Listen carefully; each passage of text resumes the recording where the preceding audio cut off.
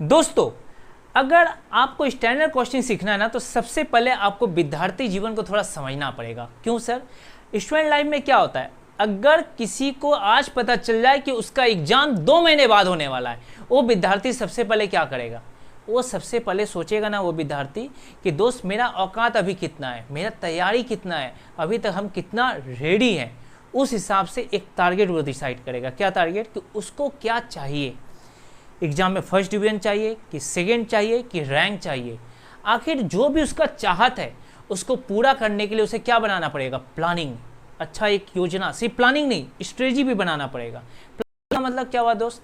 कि ऐसा ऐसा करना। स्ट्रेटजी मतलब इसमें अगर कुछ ऐसा हो गया, प्रॉब्लम क्रिएट हो गया, तो उसको और अच्छा से कैसे हम डील कर सकते। जैसे कि अगर मेरे को कोई डाउट नहीं होना चाहिए, भाई हम एग्जाम में फर्स्ट तो आना चाहते हैं, इसके लिए क्या चाहिए? कम से कम 4 बार हमको टेस्ट देना पड़ेगा। और टेस्ट को ऐसे नहीं देता है, टेस्ट देने के लिए ना मेरे भाई 4 बार टेस्ट क्यों देता है इंसान? कि पहला टेस्ट में कुछ गलती हुआ तो दूसरा में सुधारेंगे, दूसरा में भी गलती हुआ तो तीसरा है, और एक तो फाइनल टेस्ट होता है ना दोस्तों। एक होता है चैप्टर वाइज टेस्ट, एक होता है कंप्लीट पूरा का पूरा टेस्ट। मतलब हर तरह का टेस्ट देखने से रेडी होना। लेकिन टेस्ट कब दीजिएगा? उसके पहले आपका रिवीजन हो जाना चाहिए। बिना रिवीजन का टेस्ट कैसे दीजिएगा? आपको मन ही नहीं मानेगा। ओह अच्छा सर, हाँ मतलब सर टेस्ट के लिए रिवीजन जरूरी है, और रिवीजन के लिए सर चैप्टर ख़त्म भी तो होना चाहिए, कुछ तैयारी भी तो होना चाहिए, या तो कम से कम वेरी वेरी इंपॉर्टेंट कुछ तो पढ़ेंगे तब तो। पढ़े ही नहीं तो रिवीजन काहेगा? बिना पढ़े कोई थोड़ी ना रिवीजन करता है, और बिना रिवीजन का टेस्ट बेकार हो जाता है। मतलब सर हमें कोई भी चैप्टर को ख़त्म करना पड़ेगा। तो उस चैप्टर को अगर आपको ख़त्म करना है मेरे भाई, तो एक योजना बनाना पड़ेगा ना, कि हर एक दिन हमको इतना घंटा करके पढ़ाई करना है। और एग्ज़ाम के पहले अक्सर क्या होता है, लोगों का तबीयत ख़राब हो जाता है। हाँ सर, इस बीच में किसी का शादी आ गया, किसी का बर्थडे आ गया, ये सब चीज़ को ध्यान में रखते हैं, पूजा आ गया रखते हुए कि हमें कितना घंटा पढ़ाई करना है। इस बीच में कुछ ऐसा अगर परिस्थिति आ जाए तो हमें कैसे क्या इससे निपटना है।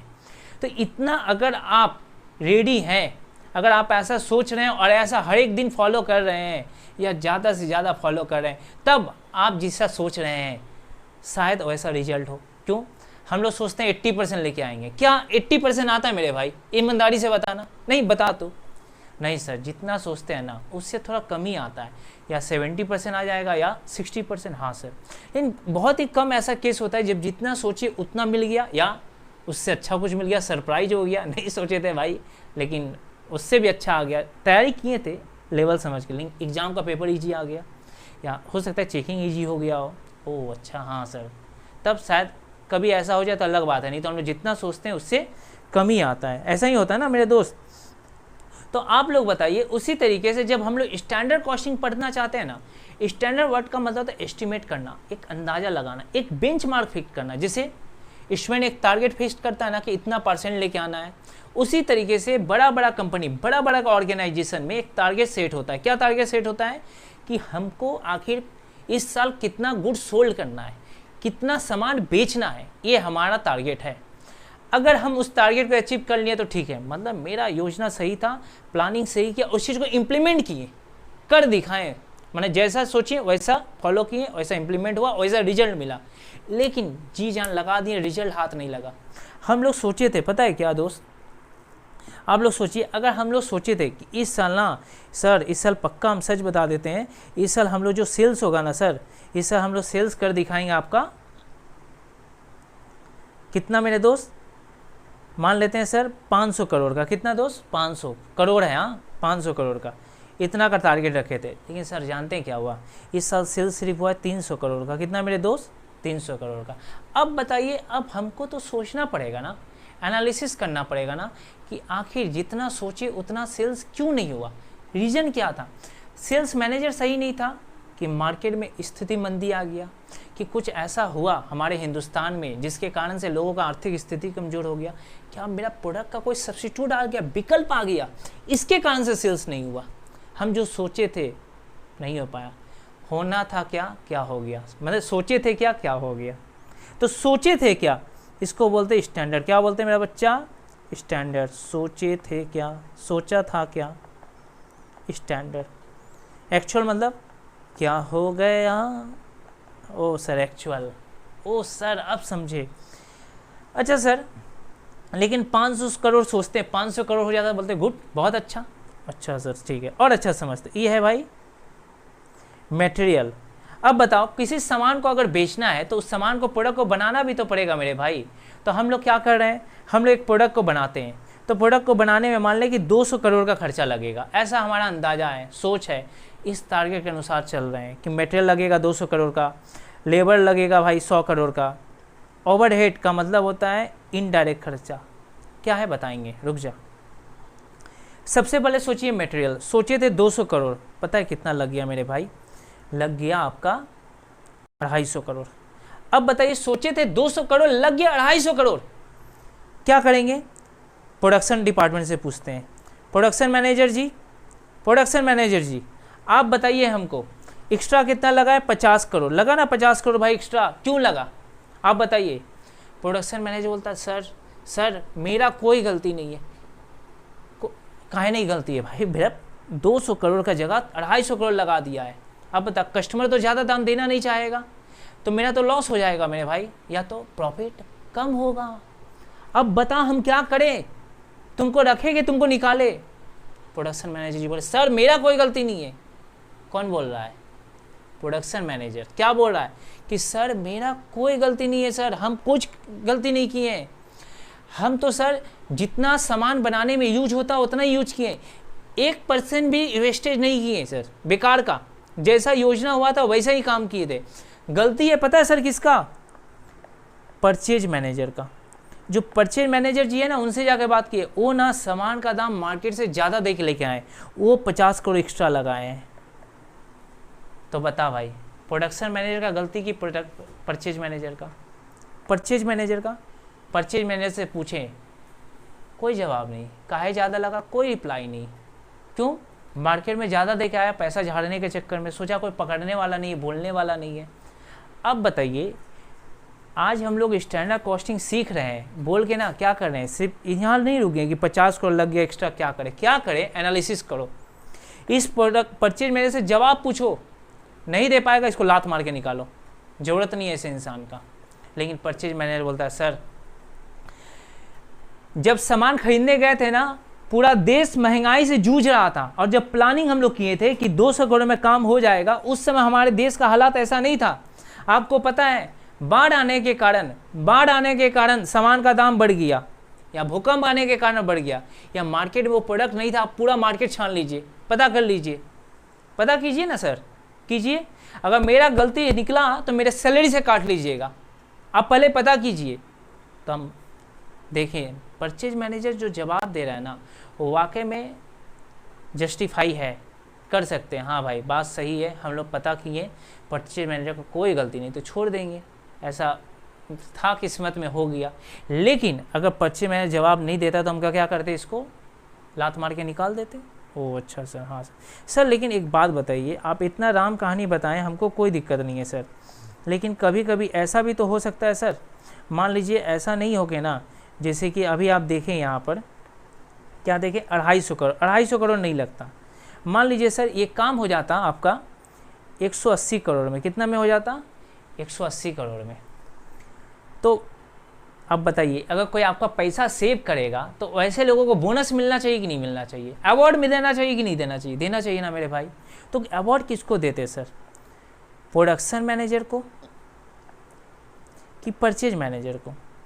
तो हम दोनों को बुलाते दोस्त, दोनों से पूछते कि क्या करे इस खुशी में, मेरा भाई 20 करोड़ रुपया बचा दिया, 20 करोड़ बचा दिया, हम आखिर पार्टी किसको दे, किसके अवार्ड दे, किसको बोनस दे? तो प्रोडक्शन मैनेजर जी बोले सर सुनिए सर, पहले बात सुनिए सर, परचेज मैनेजर से पूछ लीजिए, जितना का सामान था उतने में खरीद के लेके आया, उसका कोई योगदान नहीं, जितना में बोला गया था उतना भी सामान खरीद के। लेकिन हम जानते हैं सर, हम दिमाग लगाएं सर, वर्कर को समझाएं, अच्छा से ट्रेनिंग दिए, ताकि सामान कम से कम वेस्टेज हुआ। अब पता कीजिए, इसके पहले हमारे कंपनी में ना न जाने कितना सामान वेस्ट हुआ होगा, कोई ठीक ठिकाना नहीं है। लेकिन इस साल हम वेस्ट कम होने दिए, अपना स्किल का यूज किए, लेबर को समझाएं, उन लोगों को अच्छा से कंट्रोल किए सर, तब जाके ये 20 करोड़ सेव हुआ। मतलब परचेज मैनेजर का इसमें कोई रोल नहीं है। तो आप बताइए, जब परचेज मैनेजर ना अच्छा काम किया ना बुरा काम किया तो उसको रखेंगे, निकालने की ज़रूरत नहीं है। लेकिन प्रोडक्शन मैनेजर जो अपना दिमाग से, अपना स्किल से, अपना टैलेंट से क्या किया, मेरा 20 करोड़ बचाया, तो इसको बोनस मिलना चाहिए कि नहीं मिलना चाहिए? कमेंट सेक्शन में लाइक करके कमेंट कीजिए। आप बताइए, क्या ऐसे परचेज प्रोडक्शन मैनेजर को प्रमोशन मिलना चाहिए कि नहीं मिलना चाहिए? लाइक करके कमेंट किए, नहीं तो फिर कीजिए। अरे दोबारा लाइक मत कर देना, नहीं तो हट जाएगा भाई, ठीक है। हाँ, आप बताइए, ऐसे प्रोडक्शन मैनेजर राज तिलक करना चाहिए कि नहीं करना चाहिए? राज तिलक होना चाहिए ना भाई, सब्सक्राइब करो इस खुशी में। आप बताइए, ऐसा जो प्रोडक्शन मैनेजर है दोस्त, इतना अच्छा प्रोडक्शन मैनेजर मिलता है क्या? ऐसे लोगों को प्रमोशन देना चाहिए, बोनस देना चाहिए, अवार्ड देना चाहिए, राज तिलक करना चाहिए, और जल्दी से वीडियो को शेयर भी कर देना चाहिए दोस्तों के साथ, ताकि और अच्छा वीडियो हम आपके साथ ये बनाने सके। हाँ सर, बात तो सही है सर, ऐसा लोग जल्दी मिलता नहीं है। और ऐसा टीचर मिलता है कि नहीं भाई, एक बार थोड़ा कमेंट कर देना। चलो अब देखते हैं लेबर के बारे में। अब लेबर क्या होता है दोस्त? सर 100 करोड़ का हम लोग अंदाज़ा लगाए थे लगेगा। जानते हैं सर कितना लग गया सर? पता है आपको? लेबर का काम तो सर क्या बताएं आपको, 90 करोड़ में ही कर दिया। कितना में? वाह, बचा दिया। तो पता कि भाई किसका भूमिका? प्रोडक्शन मैनेजर भाई जैसे काम होता था वैसे किया। एक है एचआर मैनेजर। कौन है मेरे दोस्त? HR manager. ये क्या होता है sir? Human resource manager. Human resource जो मैनेजर जी है ना, उन्होंने पता है क्या किया? उन्होंने हम लोग को जो एम्प्लॉय हायर करने का काम होता है ह्यूमन रिसोर्स मैनेजर का, कम दाम में अच्छा एम्प्लॉय हायर करके दिखाया, स्किल वाला। कैसे? अपना टैलेंट से अच्छा से इंटरव्यू लिया, इंटरव्यू लेकर उन लोगों को तौर तरीके से बात किया, समझाया, खोज के निकाला ऐसे लोगों को, और मेरा पैसा बचाया। कैसे? कम सैलरी पेमेंट करके भाई, ऐसा लोगों को ढूंढ के लेके आया। तो बताइए, इस समय अच्छा रोल किसका हुआ? HR manager. तो इसको क्या करेंगे? पुरस्कार से सम्मानित करेंगे। सर ये ओवरहेड भी समझा दीजिए ना। कहाँ चाहता है भाई एक ही वीडियो में सब चीज़ समझा दे? आगे वीडियो बनाए कि नहीं बनाए? हाँ, आगे सम भी करेंगे, क्लास भी समझेंगे। तब तक वीडियो को शेयर कीजिए, ठीक है सर। तो सर क्या समझिए सर स्टैंडर्ड कॉस्टिंग का मतलब? तो स्टैंडर्ड कॉस्टिंग का मतलब होता है एक एस्टिमेट करना, एक अंदाज़ा लगाना। किसका? कॉस्टिंग का। क्यों? प्रोडक्ट बनाने के बाद हम लोग अंदाज़ा नहीं लगाते हैं, पहले लगाते हैं। किस लिए लगाते हैं पता है? प्रोडक्ट अगर बन जाएगा आपका और ज़्यादा खर्चा लग गया, कस्टमर खरीदेगा ही नहीं, तो मेरा ऑर्गेनाइजेशन को नुकसान हो जाएगा ना। तो हम लोग पहले पता करते हैं ये प्रोडक्ट मार्केट में कितना में बिक सकता है, कितना मेरे में औकात है बेचने का, कस्टमर कितना तक देने के लिए एग्री करेगा, उसके अनुसार हमको प्रॉफिट कितना चाहिए। मान लें कोई प्रोडक्ट है 100 रुपये में बिक सकता है, हम सोचे भाई 10 रुपया तो प्रॉफिट रखेंगे, तो मतलब प्रोडक्ट को कितना बना देना है? 90 रुपया में। तो मेरा एक अंदाज़ा है कि 90 में बन जाना चाहिए। मतलब सर क्या है? एक बेंच मार्क है। बेंच मार्क कौन सेट किया? ऑर्गेनाइजेशन के द्वारा सेट हुआ किया गया। कब? Beginning of the financial year में, कि कितना में बनेगा तो कितना प्रॉफिट लेंगे, तो कितना में बेच पाएंगे। समझ में आया? हाँ सर, नहीं तो फंस जाएंगे। और सर अगर ऐसा नहीं हुआ तो देखिए नहीं आया ना, जो अंतर आएगा ना, सोचे थे क्या हो गया, उसको बोलते हैं वेरिएंस। क्या बोलते हैं मेरा बच्चा? वेरिएंस बोलते हैं। तो वेरिएंस कितना टाइप का होता है सर? 2।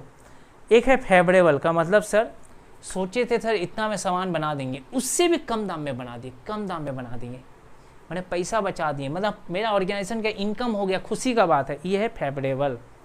सर जिससे सोचे थे ना उससे भी ज़्यादा पैसा लग गया सर, पॉकेट से देना पड़ा। एडवर्स। तो देखिएगा ध्यान से, आगे चल के ना एफ लिखेंगे तो समझ जाइएगा फेवरेबल, और ये लिखेंगे तो एडवर्स, बार बार बोलेंगे नहीं, ठीक है सर। ये सब समझ गए क्या है? तो फिर एनालिसिस करेंगे, आखिर जो ये अंतर आया क्यों आया, ये डिफरेंस, रीजन क्या था, रीजन खोजेंगे। कौन सा रीजन था? कंट्रोलेबल था कि अनकंट्रोलेबल था? कंट्रोलेबल का मतलब सर देखिए, कंट्रोलेबल का मतलब ना वेस्टेज को कम करना मेरे लिए पॉसिबल है। सर कैसे पॉसिबल है वेस्टेज को कम करना? ये पॉसिबल है मेरे भाई, अगर आप अच्छा वर्कर को ट्रेनिंग देंगे ना तो आपको कम से कम वेस्टेज होगा। आप ऑर्गेनाइजेशन में अच्छा सुपरवाइजर रखेंगे ना तो लोग सोएगा नहीं तो एम्प्लॉय लोग क्या करता है, रात को जब फैक्ट्री में काम करने के लिए आता है तो सो भी तो जाता है, क्योंकि हम लोग का नज़र नहीं है। वो बोलेगा देखने वाला कौन है मेरे भाई? तो देखने वाला, जैसे अभी आपका कोई नहीं है तो वीडियो देखते रहते कभी सो जाते हैं दोस्त, तो सोना नहीं है तो देखने वाला नहीं रहेगा, सो जाएंगे। लेकिन जब देखने वाला होता है तो हाँ सर, तब क्या होता है सर? तब हम लोग सोते नहीं हैं। तो लापरवाही नहीं भाई, तो लापरवाही नहीं होना, लापरवाही से वेस्टेज ज़्यादा होगा। अच्छा इंसान को रखिए, वेस्टेज कम होगा। अच्छा से ट्रेनिंग दीजिए, सामान कम से कम बर्बाद होगा, जल्दी बनेगा। कहीं परचेज मैनेजर सब स्टैंडर्ड वाला मटेरियल तो नहीं लेके चला आया, मतलब पैसा उतना दिया, कम दाम में लो क्वालिटी का सामान लेके आया, लो क्वालिटी का। एम्प्लॉई अच्छा था, स्किल था, टैलेंटेड था, लेकिन सामान खरीद के लाया ना परचेज में लो क्वालिटी, मतलब लो क्वालिटी मतलब अच्छा क्वालिटी का नहीं है भाई। कमीशन के चक्कर में कहीं से झाड़ा होगा बेटा, कमीशन लिया होगा, खाया होगा कहीं से पैसा, तो आप बताइए क्या होगा, बर्बाद होगा ना। तो इसके ऊपर नज़र रखिए, ये हमारे नियंत्रण में है, आपका अच्छा से काम होगा तब।